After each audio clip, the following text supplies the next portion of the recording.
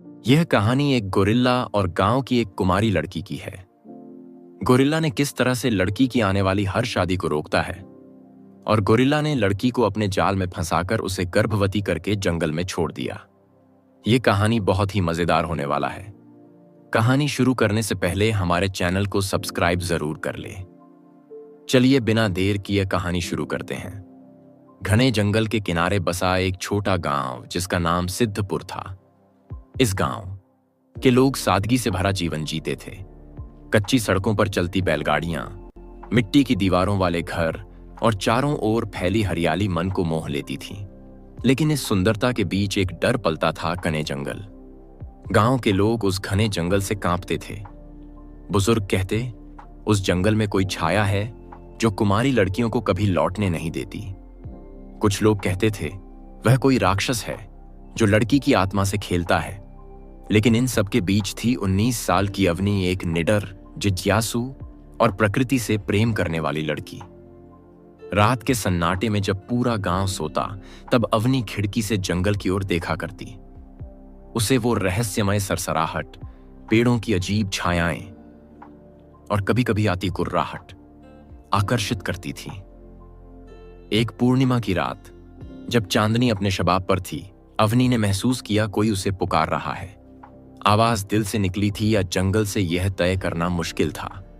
उसने कुछ रोटियां और जड़ी बूटियां एक पोटली में बांधी और निकल पड़ी उस रहस्य की ओर जो वर्षों से सिद्धपुर को डरा रहा था। जैसे ही वह जंगल में घुसी, उसकी सांसें थम गईं। फूलों की महक थी, लेकिन दूर से जानवरों की भयानक गुर्राहट भी। तभी एक विशाल छाया उसकी ओर बढ़ी, एक 6 फीट लंबा गोरिल्ला। चमकती लाल आंखें, मांसल शरीर और पैर से बहता खून। अवनी डर से कांप गई, लेकिन गोरिल्ला ने हमला नहीं किया। वह सिर्फ उसे टकटकी लगाए देख रहा था। उसकी आंखों में हिंसा नहीं, बल्कि एक दर्द और तड़प थी। अवनी धीरे से उसकी ओर बढ़ी, उसके घाव पर पट्टी बांधी और पहली बार उसे एक जीव नहीं, एक आत्मा के रूप में देखा। गोरिल्ला ने इशारे से उसे बुलाया और दोनों बरगद के एक रहस्यमय पेड़ तक पहुंचे, जहां गोरिल्ला का बसेरा था। फल, सूखी घास और दीवारों पर बनी प्राचीन आकृतियां। अवनी की आंखों में जिज्ञासा भर गई। यह कोई साधारण जानवर नहीं था। फिर रातें बीतती रहीं। अवनी चोरी छिपे हर रात जंगल आती। गोरिल्ला उसका इंतजार करता। वह उसे जंगल की भाषा सिखाता, नए पौधे दिखाता और कभी कभी उसकी आंखों में एक गहरा प्रेम उभर आता। लेकिन एक दिन अवनी नहीं आई। गोरिल्ला बेचैन हो उठा। उसका धैर्य जवाब दे गया और पहली बार वह गांव की ओर चल पड़ा। प्रेम और जंगल की रानी। गोरिल्ला की बेचैनी अब उसकी सहन शक्ति से बाहर थी। वो जंगल की मर्यादा को तोड़कर पहली बार इंसानों की दुनिया में आया और देखा कि अवनी की शादी हो रही है। मंडप सजा था, पंडित मंत्र पढ़ रहा था और अवनी उदास आंखों से शून्य में ताक रही थी। गोरिल्ला ने क्रोध से दहाड़ लगाई। चारों ओर अफरा तफरी मच गई। लोग इधर उधर भागने लगे। बर्तन, फूल, छाजन सब तहस नहस हो गया। अवनी के होने वाले पति ने डर के मारे भाग लिया। गांव वालों ने अवनी पर चिल्लाना शुरू किया, ये लड़की अब शगुन है, इसने राक्षस बुला लिया। लेकिन अवनी चुप थी। उसकी आंखों में सिर्फ दर्द और ग्लानि थी। गोरिल्ला गुस्से में मंडप के पास आया, लेकिन फिर चुपचाप लौट गया। किसी को नुकसान नहीं पहुंचाया, बस लौट गया अपने एकांत जंगल में। उसी रात अवनी खामोशी से गोरिल्ला के पास पहुंची। वह एक पेड़ के नीचे अकेला बैठा था। उसकी आंखें गीली थीं। अवनी ने रोते हुए कहा, माफ करना, मेरे घर वाले जबरदस्ती शादी करा रहे थे, मैं तुम्हें छोड़ नहीं सकती। गोरिल्ला ने उसके आंसू पोंछे और फिर एक अजीब बात हुई। जंगल की हवाएं सिसकने लगीं, पेड़ों की छायाएं हिलने लगीं और एक गूंजती हुई आवाज आई, तुम्हें यहां नहीं होना चाहिए। अवनी ने इधर उधर देखा, लेकिन वहां कोई नहीं था। गोरिल्ला ने उसका हाथ पकड़ा और उसे जंगल के उस हिस्से में ले गया जहां कभी कोई इंसान नहीं गया। एक प्राचीन पत्थर की गुफा जिसके दीवारों पर हजारों साल पुरानी चित्रकारी थी। उसमें गोरिल्लाओं और इंसानों के बीच प्रेम और युद्ध के दृश्य बने थे। एक लेख था, यदि कोई कुमारी कन्या किसी श्रापित आत्मा से प्रेम कर ले और आत्मा उसे स्वीकार कर ले तो शाप टूट सकता है, लेकिन दोनों को बलिदान देना होगा, आत्मा का और शरीर का। अवनी ने गोरिल्ला की आंखों में देखा डर था, लेकिन अब वे आत्माएं एक हो चुकी थीं। उसी रात बिजली गरजी, हवा चीखी और पेड़ों की जड़ें कांप उठीं। अवनी और गोरिल्ला ने एक दूसरे को पूरी आत्मा से स्वीकार किया। और सुबह अवनी बदल चुकी थी। उसकी चाल में जंगल की गंध थी। उसकी आंखें अब वैसी नहीं थीं। और सबसे बड़ा रहस्य, वह गर्भवती थी। गांव में कोहराम मच गया। यह लड़की राक्षस के साथ रही है। यह शैतान की संतान है। इसे मार डालो। लोग मशालें लेकर जंगल की ओर भागे। गोरिल्ला ने अवनी की गंध महसूस की और खुद गांव की ओर बढ़ा। भीड़ चिल्लाई, मारो इसे। लेकिन गोरिल्ला चुपचाप आया। अवनी के पेट पर हाथ रखा और गांव वालों की ओर देखा।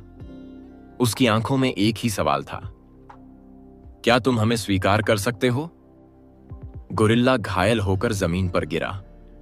अवनी दौड़ी, उसकी गोद में सिर रखा और चीख पड़ी, तुमने मुझसे मेरा प्रेम छीन लिया। गोरिल्ला की आंखें बंद हो गईं, लेकिन जाते जाते उसके होठों पर एक शांत मुस्कान थी। कुछ महीनों बाद अवनी ने एक बच्चे को जन्म दिया, आधा मानव आधा गोरिल्ला। उसकी आंखों में चमक थी, चाल में जंगल की शान, लेकिन गांव वालों ने उसे शैतान की संतान कहा। अवनी अपने बच्चे को लेकर भाग गई जंगल की ओर। वही जंगल जिसने उससे उसका प्रेम छीना था, लेकिन अब वही उसका घर बन गया। अवनी बनी जंगल की रानी। जब बच्चे ने पहली बार आंखें खोलीं, जंगल की आवाजें थम गईं। पक्षियों ने गाना बंद किया, पेड़ झुक गए और फिर कहीं दूर से आई एक गहरी गुर्राहट, मैं हमेशा तुम्हारे साथ रहूंगा। साल बीतते गए। अवनी अब एक रहस्यमयी छाया बन चुकी थी जिसे लोग वन देवी कहते थे। वो किसी को नजर नहीं आती, पर जंगल में भटके बच्चों को रास्ता दिखा देती, घायल जानवरों को ठीक कर देती और बरसात में फंसी औरतों को छांव दे देती। लेकिन वो कभी इंसानों के बीच वापस नहीं गई। उसका बेटा, जिसका नाम उसने आरू रखा था, अब 12 साल का हो चुका था। ना वो पूरी तरह इंसान था, ना पूरी तरह गोरिल्ला। उसकी आंखें चमकती थीं रात में, उसकी पीठ सीधी थी, पर उसके हाथों में जानवरों सी ताकत थी। आरू जंगल में पेड़ों पर दौड़ता, पक्षियों से बातें करता और कभी कभी झील में बैठकर अकेले रोता।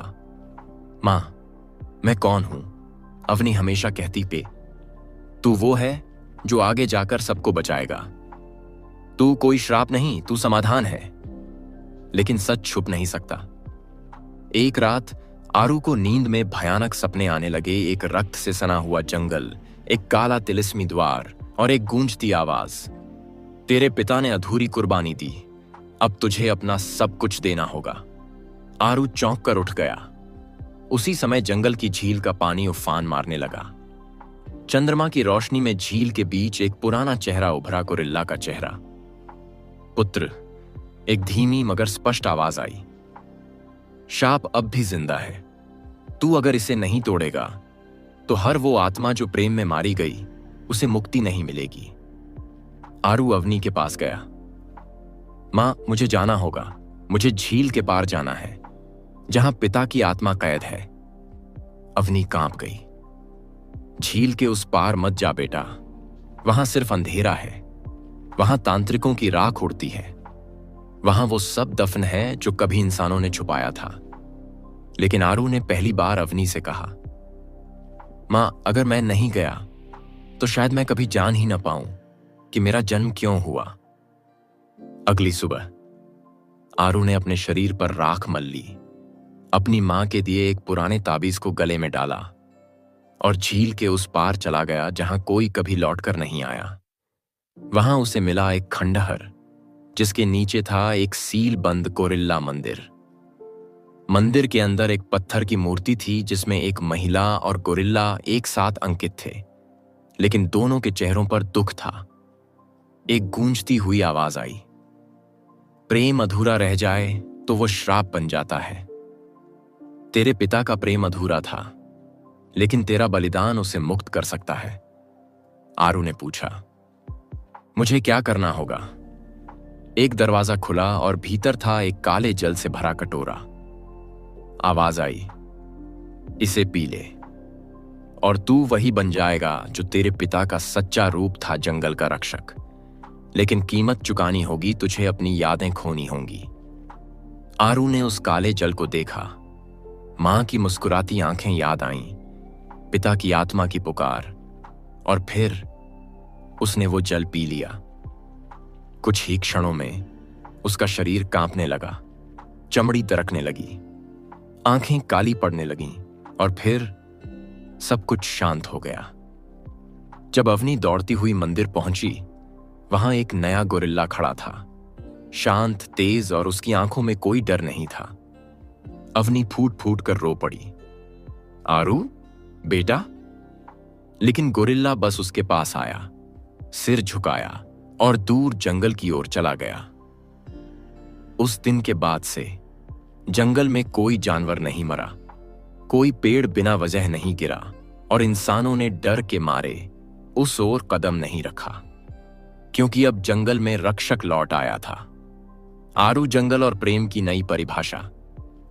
यह कहानी हमें सिखाती है कि सच्चा प्रेम धर्म, जाति, रूप या प्रजाति नहीं देखता। प्रेम आत्मा का मेल है।